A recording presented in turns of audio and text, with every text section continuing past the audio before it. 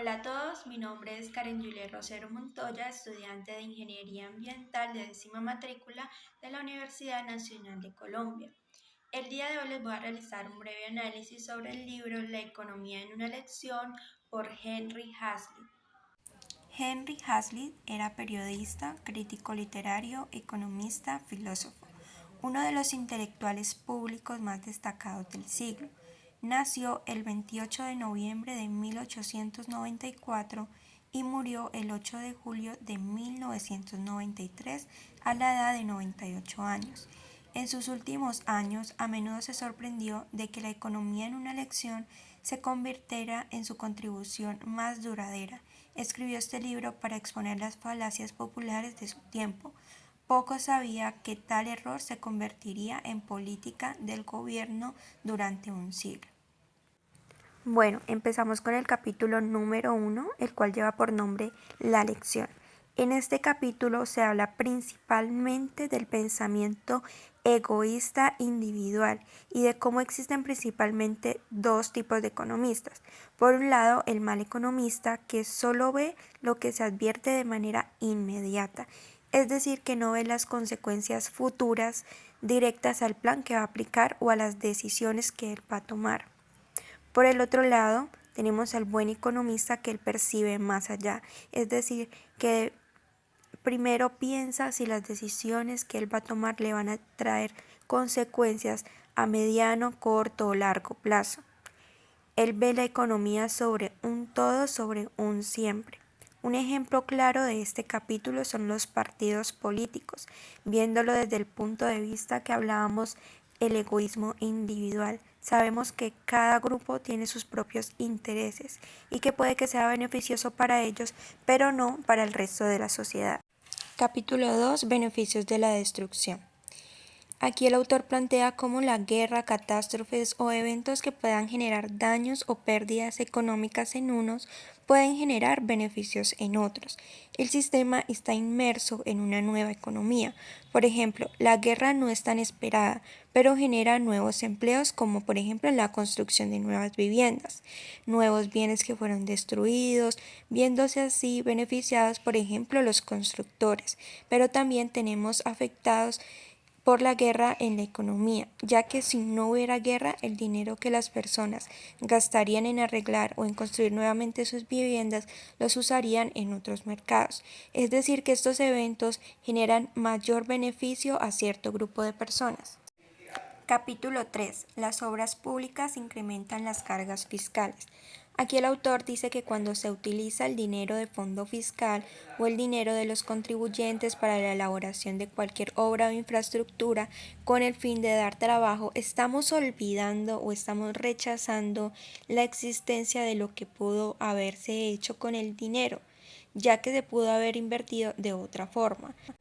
Por ejemplo, las inversiones que se realizan en la creación de viviendas públicas se pudo haber invertido en tecnología. También en este capítulo se dice que si el Estado gasta más del dinero que él ingresa, tiene dos opciones, o bajar el gasto público o aumentar los impuestos, emisiones monetarias o lo que de por sí hacen nuestros gobiernos, que es endeudarse. Capítulo 4. Los impuestos desalientan la producción. Aquí el autor dice que el impuesto hace que el trabajador dude de hacer su trabajo cuando el impuesto es muy grande.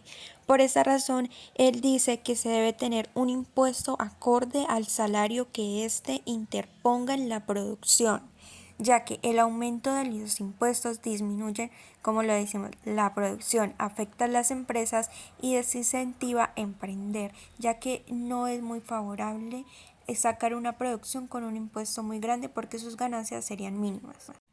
Capítulo 5. El crédito estatal perturba la producción.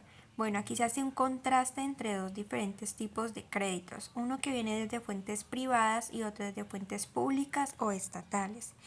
El de las fuentes privadas dice que viene de dinero propio, que es muy cuidadoso e investiga a sus clientes y por ende se asegura de que este dinero prestado pueda ser recuperado.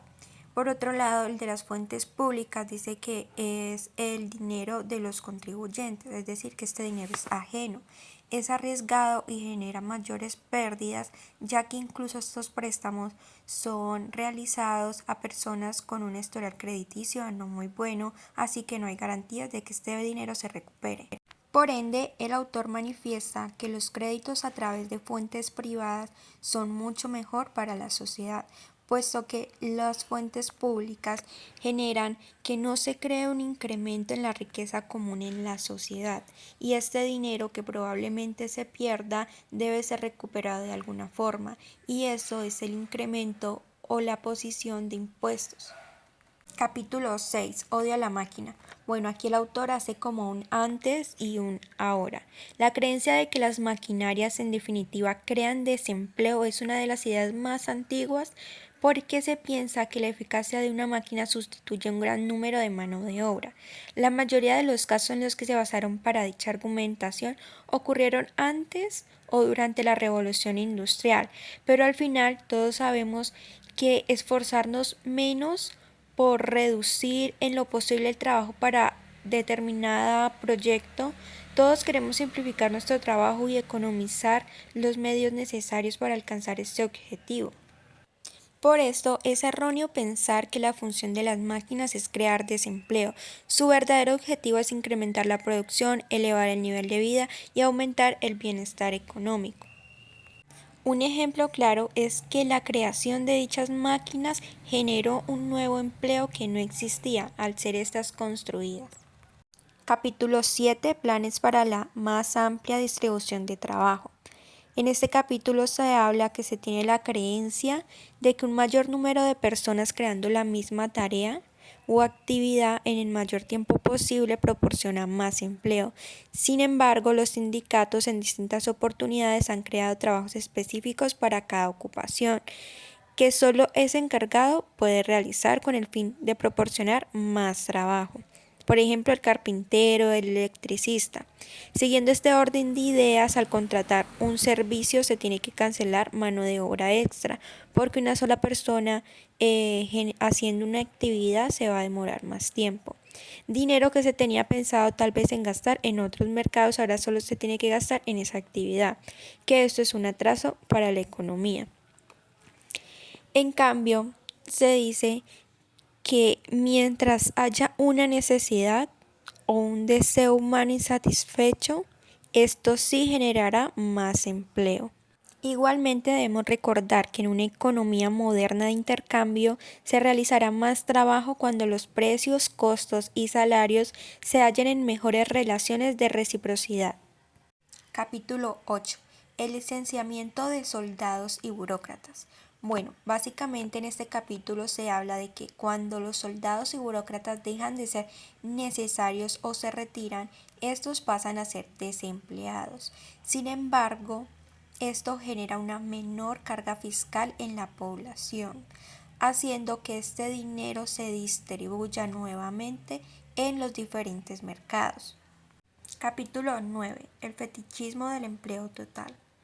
Todo el progreso económico de la humanidad ha consistido en obtener mayor producción con el mismo trabajo. No hay nada más fácil que conseguir que el empleo total, cuando considerado como un fin, queda desligado del objetivo de la plena producción. Este capítulo nos dice que el empleo total no garantiza la máxima producción.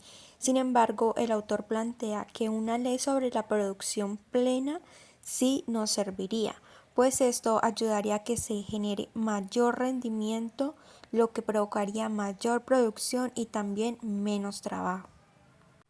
Capítulo 10. ¿A quién protegen los aranceles? Bueno, en este capítulo el autor plantea que mientras se beneficia un sector, se perjudica a otro. Es decir, cuando aplicamos los aranceles, se protege al mercado nacional, ya que al aplicar los aranceles, los costos de los productos importados, es decir, los extranjeros, serán más costosos que los productos nacionales. En cambio, si este arancel no se aplicase, los productos nacionales tendrían un costo similar a los productos extranjeros o importados, haciendo así que se vea perjudicado el mercado nacional. Es por esta razón que, como sabemos, siempre se le va a comprar a quien venda más barato. La repercusión final del arancel provoca una baja en los salarios y un alza en los precios. Capítulo 11. El afán de exportar. En este capítulo se plantea que muchos de los países solo se enfocan en exportar, pero no se dan cuenta que para que exista un equilibrio económico, así como se exportan deben haber importaciones, porque esto se pagará unas a las otras. Es decir, para que un país tenga la capacidad de compra, se debe exportar. Y para que ese país me pueda a mí comprar, debemos importar también sus bienes, para que así la capacidad de compra de ambos países se mantenga y exista un equilibrio. Los préstamos a países necesitados sin respaldo finalmente empeoran su situación. Es por esta razón que para que una economía internacional sea estable es indispensable el estudio acertado de los créditos a realizar, para que no exista ese desequilibrio y queden más en deuda que beneficiados. Capítulo 12. El argumento de la paridad de precios. Bueno, primero la paridad es la práctica de mantener los precios constantes a través de diferentes canales de distribución o diferentes mercados. Por ejemplo, mantener el mismo precio tanto para clientes que piden un producto en línea como si lo compran en una tienda. Bueno, la paridad depende de cómo se implante la elevación de los precios, los aranceles o subsidios, pero también contrae pérdidas para los consumidores, entrando en un problema de capacidad adquisitiva. Este problema se resolvería sencillamente poniendo fin tanto al sistema de paridad de precios como al arancel protector, porque su aplicación combinada no nivela nada, tan solo significa que una persona o una industria se beneficia a costas de otra. Capítulo 13. La salvación de la industria X. En este capítulo nos dice que lo peor que podemos hacer económicamente es salvar una industria que está a punto de desaparecer, pues esto fomenta que una empresa ineficiente vuelva a resurgir a costa de otras. Incluso, ni siquiera está garantizado que esta empresa se logre sostener, aún invirtiendo ese dinero. Esto hace que haya un detenimiento del crecimiento y del desarrollo económico. En cambio, si este dinero se hubiese invertido en una industria que necesita un empujón o una industria que está produciendo muy bien, esto haría que llegue a su producción plena y sea mucho más eficiente. Capítulo 14. ¿Cómo funciona el mecanismo de los precios? Bueno, existe una relación entre la oferta y la demanda. Los precios son fijados por esta relación y ambas influyen sobre sí mismas. Cuando un consumidor adquiere por necesidad, simplemente por deseo, uno o más bienes, el productor de este bien se ve beneficiado ya que el precio sube. Por lo tanto, más empresas comienzan a producir este bien por la rentabilidad que éste genera. Mientras el tiempo pasa, el incremento por el cual pasa la oferta produce una reducción en el precio y del margen de beneficios, tanto así que desciende el nivel del precio, produciendo las condiciones necesarias para privarse de otras. Por otra parte, aparece una constante entre el precio de un bien y su coste marginal de producción, que tiende a igualarse. Aún así, el coste marginal no determina el precio directamente. Capítulo 15. La estabilización de los precios. Bueno, aquí el autor nos dice que cuando el gobierno quiere ayudar a los productores elevando los precios, esto no es cierto, pues causa pérdidas para el productor por una sobreproducción, ya que con el tiempo la demanda tiende a disminuir. Sin embargo, mientras esto no suceda, se mantenga una demanda más o menos conforme a la oferta, el poder adquisitivo para el productor aumenta, pero va disminuyendo para el consumidor. Capítulo 16. La intervención estatal de los precios. Bueno, aquí dice que si el Estado decide intervenir y bajar los precios de un activo, aun cuando su oferta es la misma, el resultado es la escasez, porque la demanda se incrementa, por lo cual se afectan otros precios de la economía como lo son los activos sustitutos. El Estado intenta regular todo, los precios, las cantidades, para poder controlar de manera artificial todo. Y sin embargo, aunque el Estado crea que está beneficiando, a los productores porque están vendiendo más, es lo contrario. Este beneficio se va directamente a los consumidores porque son ellos los que están obteniendo productos, digámoslo así, en descuentos. Y se beneficia más el que tenga más capacidad de compra, es decir, los que más tienen plata, porque entre más puedan comprar, más descuento van a obtener. Aquí el autor entonces también hace énfasis que peor aún, cuando se hacen estos descuentos se deben recuperar de alguna manera esta plata en el mercado y es mediante un impuesto que generalmente pagan los pobres. Capítulo 17. La ley del salario mínimo.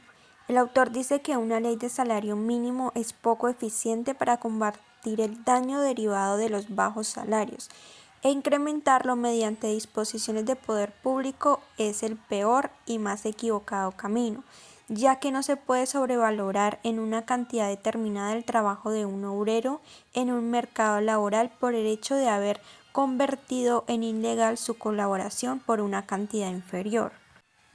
Imponer un salario mínimo perjudica a los menos calificados, ya que una empresa estará dispuesta a pagarle a quien mejor realice el trabajo por ese salario mínimo. Esto puede provocar paros, ya que generará desempleo. Aumentar el salario mínimo también aumenta el precio de los productos, lo que también puede generar paro por la inconformidad de las personas. En este capítulo, el autor nos dice que la mejor forma de elevar los salarios es incrementando la productividad del trabajo. Esto se puede alcanzar mediante más capital, es decir, mejorando los métodos de producción que ayude al trabajador en su labor o por capacitación. Y cuanto mayor sea el valor para el empresario, mejor le pagará. Capítulo 18. ¿Incrementan los sindicatos los salarios? Bueno, en este capítulo existe una contradicción, ya que dice que el poder de los sindicatos obreros para elevar los salarios es el resultado de no reconocer que los salarios fundamentalmente evolucionan en función de la productividad del trabajo. Sin embargo, los sindicatos sí establecen presión e igualdad en argumentos entre el empleador y el empleado, pero depende del medio o método que ellos utilicen, ya que si lo hacen mediante huelgas o de maneras violentas se pueden perjudicar porque pueden tener una mala reputación. Pero esta presión no es por mucho tiempo, es decir, no es a largo plazo y perjudica a los trabajadores que no están sindicados, ya que puede que a ellos les baje el salario para pagar a los que sí lo están. Capítulo 19. Suficiente para adquirir el producto creado. El concepto de salarios funcionales ha sido adoptado por los marxistas con la idea de que los únicos salarios que evitarán una inminente catástrofe económica son aquellos que permitan que el trabajador adquiera el producto que crea. Sin embargo, un aumento de los costos de producción cuando el Estado controla o prohíbe toda subida de precios, absorbe los beneficios de los productores marginales, causa su ruina económica, implica un descenso en la producción y determina un aumento del paro. El autor nos dice que se debe lograr un equilibrio económico, donde la oferta y la demanda sean iguales y que tanto los precios como los salarios son los mejores cuando se estimula una mayor productividad, mayores ventas y un empleo total. Y que los mejores beneficios para la industria y el trabajo son los precios que estimulan a más personas a convertirse en empresarios o a proporcionar nuevos empleos, orientando la economía en beneficio de todos. Capítulo 20. La función de los beneficios.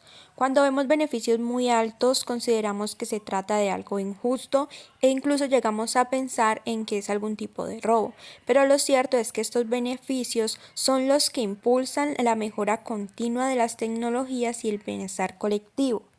Por esto se consume y se produce lo que genere mayor beneficio, lo cual permite determinar los precios y maximizar la productividad.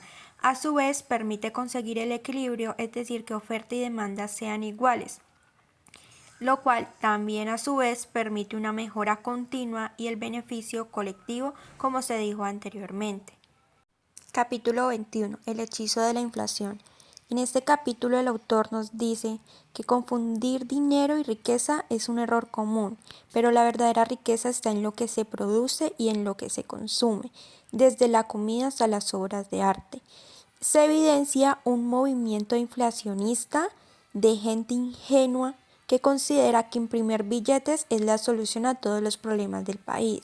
Nos dice que existen dos grupos, uno que simplemente propone imprimir billetes y repartirlos equitativamente para hacer más rico a todo un país, mientras que el segundo propone limitar esto a solo imprimir lo suficiente para saldar un hueco o una laguna que hay en la sociedad.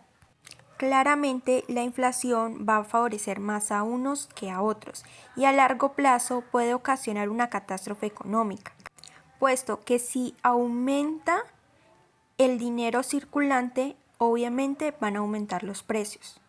Esto también produce una elevación en el gasto público, lo que repercute en mayores impuestos a la sociedad. En conclusión, este capítulo muestra varias falacias e incoherencias de las personas que defienden la inflación como medida de un impulso económico, tales como que impulsan la producción o que aumenta la capacidad adquisitiva, y va desmintiendo cada una, dejando en claro que la inflación no es una medida que se debe usar para mejorar la economía de un país, ya que si bien alguien que ganaba $25 puede quedar ganando 35. Esto le es inútil, ya que el alza de los precios es superior a esos $10 extras, por lo que ahora gana más dinero pero es más pobre. Capítulo 22. La ofensiva contra el ahorro. Es un error pensar que las causas de las depresiones han sido provocadas por un mayor nivel de ahorro, sino más bien se ha originado una resistencia temporal al gasto, esto debido a situaciones de incertidumbre. El ahorro se debe usar para invertir en industrias como maquinarias. Este tipo de ahorro es el que provoca una mejora sustancial para la economía. No sirve gastar toda nuestra renta en gasto improductivo sin aportar nada al crecimiento del país. Una combinación de ambos es lo idóneo. Esto es lo que plantea el escritor, el cual, mediante un ejemplo de dos hermanos, uno que gasta el dinero de inmediato, dice que mantiene una economía dinámica hasta cierto punto, ya que el dinero en algún momento se le acabará y hará que la economía se estanque. El segundo hermano ahorra. Entonces el autor explica que mantiene una dinámica continua y será más beneficiosa para la sociedad, ya que cuando saque sus ahorros, este dinero se distribuirá nuevamente en la sociedad, en la industria. Finalmente tenemos el capítulo 23, la lección expuesta con mayor claridad. Como le dice su título, nos explica el primer capítulo, que es la lección. El autor nos dice que cuando se estudian los efectos de cualquier medida de carácter económico a implantar, es forzoso que examinemos no solo los resultados inmediatos que su adopción producirá, sino también los resultados a largo plazo, no solo las consecuencias primarias, sino también las consecuencias secundarias, y no solo sus efectos sobre el sector determinado de interés, sino también sobre toda la colectividad de nuestros ingresos. Mi situación mejoraría en proporción exacta a mi total de producción incrementada. Cada cual se beneficia de igual modo proporcionalmente a la mayor oferta de productos y servicios. Ahora bien, el progreso económico nunca ha tenido lugar y probablemente nunca se realizará de forma completamente uniforme. En términos generales, muchas de las conclusiones que se derivan de prestar atención tan solo a un determinado grupo de intereses económicos resultan ilusorias al contrastarlas con el interés general de la comunidad, no ya como productores sino como consumidores. Examinar los problemas en su integridad y no fragmentariamente, tal es la meta de la ciencia económica. El último punto a destacar en esta obra es que el autor es muy claro al manifestar que el Estado no debe poner mano sobre los precios de los productos para así no perjudicar la economía.